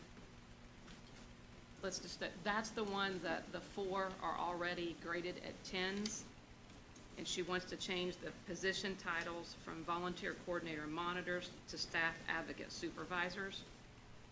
So that's one amendment to the salary ordinance. That's just changing their titles. That lists 4 of them. They're all at a grade 10. So those were separated out. That is one request. Her next request, which is she's explaining to you, is amended salary ordinance 2024-30A. And if you read that, that's changing the position title from data administrator to staff advocate. And if you notice, it has the grade 4, has the amount to what it would go to. And it lists all 3. That is one ordinance as an amendment. And then when she'll get to the 2024-31A in a minute, but just so you know, those 2 have been separated out to make that clear. The first four is to change the titles, no change in the salary. The other one is where she's trying to take the other three and make them the same. And change their titles, so that's all in one. Because they all do the same work, just in different areas of the court. We have one that works specifically with FRC because it requires special training. We have another one that works with volunteer coordination, and then we have another one that works with permanency in the courts. They all do the same work, they just do it in different spots. And they work under different supervisors of those courts. And prior to Baker Tilly, they were all paid the same? When I was before you in 2022, the three jobs were to be brought in at 1809. It was then determined that there was going to be a change. There was a 4% pay rate coming in, and that took it to 1881. And they were supposed to start at 1881. The one position started October 1st at 1881, and then there was a vote down. They were voting on new jobs, and it got miscommunicated to the council that these were new positions and they were part of a grant. So they couldn't come before you until 2023 to correct that. They started in 2023 at 1881. They stayed at 1881 until there was an issue in May. Something kind of wonky happened. We're not quite sure what happened. Again, we think it's going back to the job descriptions that were left. Then in October, when the Baker Tilly happened and the increases and the big checks came out and all that, that's when it happened. But we did not know that there was a discrepancy until the person that was in that position was released and we hired someone new in, and when she got her first pay in January is when we found the discrepancy. So, sorry. No, Can I go ask a right question? ahead. I'm just trying to understand. So, in looking at this too, I mean, obviously I want to keep our people here. They're good people. But if there's some change where somebody leaves and we're rehiring, this is not going to cause, we're just going to keep this consistent regardless. Consistency. Yep, it's going to stay Okay. right with what I'm presenting to you And right now. obviously longevity and all that's separate, but, so that's not going to cause issue if, we have someone new or. When we go to hire someone new, I can tell you, working with HR, and they are fantastic, they put up with me so much. But we always run this shuffle game of trying to figure out which job description we're supposed to be using, and this simplifies that. Correcting these salaries and correcting the job descriptions and the titles, so it just makes that simpler and cleaner. You should have one more, right? Yes, Yeah, the no. next one is, The request for Yep. 3 additional full-time advocates. I saw that on here.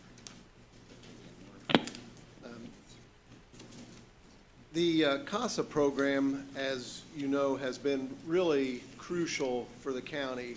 And while whenever we come here and there's some request related to CASA, I always, I guess, just like to take the opportunity to remind the council, and this may be information you're already well aware of, but it's one, we have to have either CASAs or GALs on every one of these child need of services cases, termination of parental rights cases. They're mandated. If we don't have a CASA, then we have to pay a guardian ad litem, which in our area is generally an attorney at a much higher hourly rate. And so it kind of puts us in a position where we don't have any alternative but to appoint either a GAL, guardian ad litem, or CASA. And this CASA program, although it's expanded and tends to cost more money as our numbers have increased, is at the same time saving a tremendous amount of money compared to our only alternative, which is to simply pay for services for guardian ad litem. And I think it's important to mention here too is the burden has shifted more to the county because the grants have been diminished. Is that, And they've been diminishing every year, the Yes. VOCA grant every year. yes. And, having a court appointed or a guardian ad litem is typically an attorney, and they're expensive, and attorneys are hard to find as opposed to a CASA. It's hard to find attorneys to fill the public defender's office or the prosecutor's office. It's even harder to get them to act as a guardian ad litem. And if there is a CASA on a case, it often reduces the time a child is in foster care, which is obviously the goal for most of us. Judge Mulliken, is it true, and I believe I heard this when I talked to you, so I just want to clarify, that Vigo County is the highest in the states for CHINS cases? Is that case, or some kind of number like that, children? We were #1 for removals. we are currently right now, Vigo County is in the top 10. We are 7th in the state for Chin's assignments, that is out of the 92 counties. For CASAs. For CASA, for that. And then we're fourth for petitions assigned to our program. But of the top 5, we are one of 2 programs in the entire state that has 100% with no wait list. That's serving over 1,000 children. And Vicki wanted me to apologize, she had to leave for a prior, but she did want me to ask that question is, what is our wait time now? Because the goal was to have no wait. We have no wait list. A child is appointed to CASA. Once it comes from Dan's court, we have a CASA appointed within 24 hours. They have first visit, usually within 10 to 16 days. We have one person. This is the reason why we're asking for these full-time people, is because we have one person that is our assessment person, and she takes every single case that comes in. She goes out and does all the investigative work, and she's doing that as a part-time position right now. Her position is one of those positions, due to the 41% decrease in VOCA funding, is in jeopardy of being lost at this time. I guess that's my other question, because I understand there's part-time positions. So these positions, are we taking them from part-time to full, or are these completely brand-new positions? These are not brand new. These are positions that we currently hold right now that are working 29 hours. In the packet, I know there was a lot, but the last time I was here, you guys said you wanted to see some graphs and charts. You wanted me to provide that, so I provided. Guess what? You got 'em. You got 'em. Okay. So I provided them. So I wanted you to see, these are not brand-new positions. These are critical positions that we use to maintain that wait list.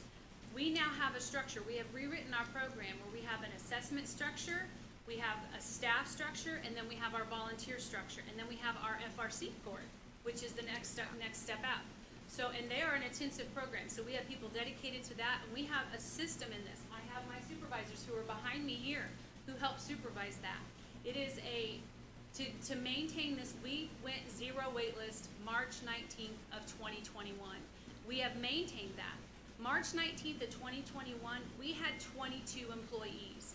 We have had a reduction in employees every year since then because of grants cutting, and we're still maintaining those numbers. We hit 1,300 kids that year. What is your current amount of employees then? Current amount of employees right now is 17.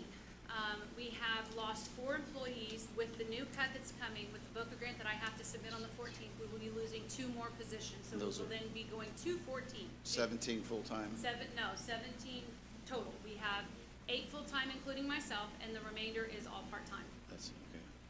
Now, and someone might ask us, if you maintain 0 wait list and you have part-time employees and then now you have full-time, why do we need 3 full-times if we are maintaining 0 wait list? Because we are dealing with caseloads of 30 plus. That's not 30 children, that's 30 caseloads per person. And they're doing it in 29 hours with they provide their own vehicles, there's no reimbursement.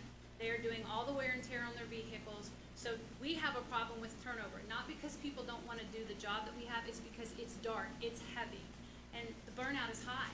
And if you're doing 29 hours, and I can guarantee you every one of my staff work more than 29 hours, that's a heavy caseload. So if we can bring in the full-time, we can help decrease the caseload across the part-time people, and we can also help compensate them for the work that they're doing and build longevity. And perhaps stop the turnover. And so what are they currently? Are they currently a grade 8 at part-time, or what is their current No, the part? part-time are not factored into the Baker Tilly because they are determined by the grants themselves. And Right what- now, my part-time people make $15 an hour. So they're looking to do from 15 to 23.48. And then to move what into- what vacation time will they be accrued? It's the standard what we receive with the program that they get. And that's They not a get, number. I think we get 30 days on the set because it's hard for us to do our vacation times and things is what we get. Well, it's 20 days, I'm sorry, it's 20 days. It's 20, not 30? 20. Okay. I have to ask those questions if I'm not doing my job, if I'm not asking those questions. It's not just towards the commissioners, it's towards everybody. And my part-time staff don't get paid vacation. If they take time off, it's not paid. So we have a high turnover of that because there is no breaks. We work 7 days a week. Councilman Thies came to watch one day. We'd certainly welcome all of you if you want to come. Highly recommend it. Come to Chin's Court, come to Recovery Court. Did she bring donuts? I Come did shadow. not. Come shadow, meet our volunteers, spend a day with the volunteers doing what we do. We would invite you to do that so that you can see what they're doing. And I know you've heard this, but our numbers really are ridiculous for a county of our size. I mean, this morning, our docket we finished our morning docket, because then we have an afternoon docket at about 2:35 PM going through lunch. And there's nothing we can do about it because all these cases have mandatory statutory deadlines and things, so we have to conduct these hearings. And these kids, these CASAs are kind of a constant in these cases. You know, a lot of times the family case managers from DCS will have their turnover and everything, and a lot of times we get these CASAs who are really conscientious, who get on these cases and are the one person that's on the case a lot of times from the beginning to the end, looking out for these kids who otherwise, frankly, could easily get lost in the shuffle. So they do a tremendous job, and I don't know what we do without them. Our longest CASA right now is our CASA Volunteer of the Year, and she was on one case for over 9 years. Yes, Councilman Norris. I have two questions. The guardian ad litem, what's that cost? And who? A guardian ad litem for me that I appoint is typically an attorney, and I pay him $100 an hour. Okay, that's $100 an hour, and that's done through the courts. That's when I appoint a guardian ad litem, my rate is $100 an hour. And they may, on a private case, may make more money, but that's what the court pays. And if you, in the packet that I gave you guys, there's a breakout of what a person contacts and how that tree works and how that all falls. But there's also statistics in there of what our caseload is. And I can tell you right now, currently, just take that $100 an hour. Right now, the hours that have been put in since January 1st is 234 hours, 2,340 hours. Times that by $100 an hour. That's what your cost is already just for that. That's not everything else that they do. That's just the contact hours. 4,767 contact logs have been put into the system. So there's another $100 an hour times that. Did you have Since another January. question? I do, yeah, and this is probably gonna be for Cheryl. The 18-20 hour, the grade 8, the 244,719, that doesn't take into their current pay, does it? It's not actually gonna be that figure. The actual expense is gonna be less their 29 hours per The week delta. that they're working now. Oh, you're looking correct? for 3 full-time. Yeah, I'm looking at the If you 3 subtract full-time the 3 staff, because part-times. we're taking the part-time and moving them to full-time. But they're That's not. the request. This is what it's gonna cost you out of the county general budget. Okay. Those part-timers are being paid out of a grant at this point. Okay, So it this is a total full- cost? it is. Yes. By moving I it to can't full-time. take money from the grant and move it to No, that's okay. county That's general. what I was asking. So that is what the cost will be for 3 full-timers from the county general fund. When does that And that's what grant- she's asking, is for you to take those. So that's what I want to clear. You have 3 part-timers in that VOCA grant right now. We have 3 part-timers in the VOCA grant right It- now. You're moving them to full-time. We would You're like to. rewriting the VOCA. Yep, we're rewriting. How many, you said it's being cut, but are you going to get any more part-time within that VOCA? We're gonna try to write it for another full-time position, so if we can write, this grant will take place October 1st, it starts October 1st, but we don't even know if that position is going to be granted because these grants have now become competitive, because this big massive reduction, you have to show sustainability, you have to show longevity. We have been able to show the sustainability because we've been asking for less each quarter like they've asked us to do. So we've met those guidelines, we've met all of our goals within our thing, so minimally, right now, we would love to have 2 full-time staff members and then write 1 for VOCA, but again, we know that in the 2026-2028 cycle, it's gonna be reduced again. They've already told us that. So if we can get this other full-time position right now from VOCA, that would alleviate, but we only got it for 2 years. We need to show sustainability because the VOCA funds are depleting very quickly. So does that VOCA grant end at the end of this year, or did you say 2026? It ends in it's in September 31st, and then the new grant will start October 1st, and it will go from 2024 to 2026, and then the next grant cycle, which is also being reduced, is 2026 to 2028. So we already know there's a massive reduction over the next 4 years. Okay. And here, And I have- if we approve this, you would want them to go effective immediately, and then we would be losing out on the grant No. opportunity? If you So- approve this, this could start October 1st. October 1st, okay, I didn't see that on Yeah. that. I with didn't have a this. start date because I just had the requested Okay. change them at this point. But at that point, you're not going to start them full-time till October? Yeah, they would finish out the grant. So I hadn't heard that anywhere in our, The second thing is the Guardian Ad Litem Fund with the Fund for It and Capacity Building Grant. Will you continue receiving those Yes. funds? We will still Because you pay continue. part-timers out of that besides just the guardian ad items out of there, right? Yeah, we have the guardian ad litem, what pays most of our part-time staffer, and then we have the VOCA that pays the 3. And we will continue to receive, because what we're trying to do is to move towards the state funds because they are more stable at this point.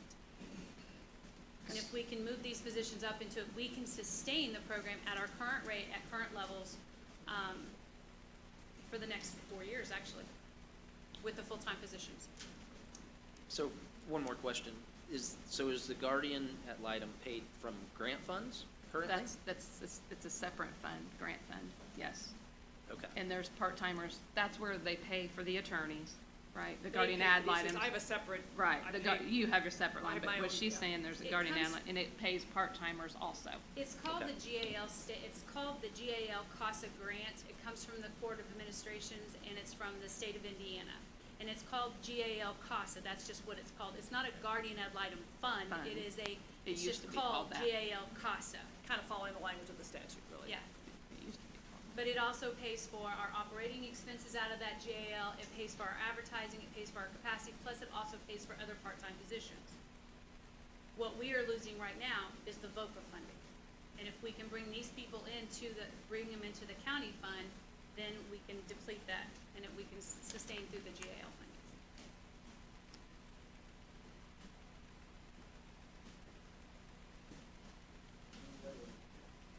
Questions for CASA? We thank you for your time. We greatly appreciate it. Thank you. Yes, you're welcome. Thank you. Well, as I said on the other ones, we'll address this next week, so I'm sure you'll be here if we have any additional questions. Yes. So that takes us to the public comment section. So if we have anybody who would like to make public comment at this time?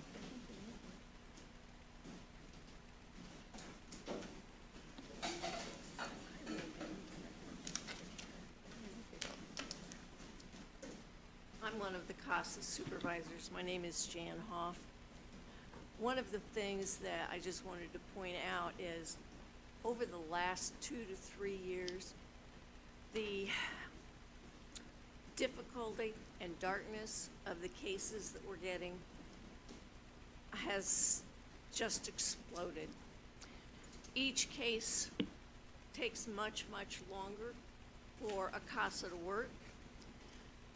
That being said, when you have somebody carrying 30 cases, 25 cases on a part-time basis, we are experiencing a lot of stress. You can only sustain that working in that kind of an environment with that kind of a caseload for a certain amount of time. We honestly need full-time people so that we can distribute the caseload and maintain that zero wait list. And I could give you many examples. I'm sure Glenna could give you more than myself, but what we experience is unbelievable. I'm talking about dead children playing with dead cats. We've had people walk in to do a visit and a child is swinging a dead cat around. And we're paying these people $15 and $16 an hour to do this kind of horrific work. So, I won't go into any more details, but I just wanted you to understand how difficult this work is and how much it takes out of people on an emotional and a physical level. Thank you. Thank you. Oh, yes.